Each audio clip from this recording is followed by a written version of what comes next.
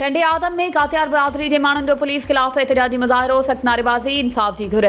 Report मूजिब टंडे आदम के city थाने की हद मोहम्मदी चौक ते चिंची रिक्शा में मुसाफ़िर सवारी खणण तां कातियार ऐं ब्रोही बरादरी में झेड़ो थी पियो। झेड़े दौरान रिक्शा ड्राइवर रियाज़ अली वल्द लखा ॾिनो। कातियार सख़्त ज़ख़्मी थी पियो, जंहिंखे तालके अस्पताल आंदो वियो, जितां खेसि गणती रुगी हालत में हैदराबाद जी अस्पताल मुंतकिल कयो वियो। अहिड़े वाक़े बाद कातियार बरादरी जो माण्हुनि वॾे अंग में एम ए जिनाह रोड ते पहुची गुलाम रसूल कातियार की अॻवानी में एहतजाजी मुज़ाहिरो कयो। इन मौक़े ते ज़ख़्मी नौजवान जे वारसनि मियां दाद कातियार ऐं मियां बख़्श कातियार ऐं ॿियनि साफ़िन खे ॿुधायो त चिंची अंदरि मुसाफ़िर सवारी खणण तां ब्रोही बरादरी जे माण्हुनि असांजे नौजवान खे रोकियो ऐं तशद्दुद करे सख़्त ज़ख़्मी करे छॾियो, जंहिंजी असां NC दाख़िल कराई, पर पुलिस हिननि खे गिरफ़्तार न करे रही आहे।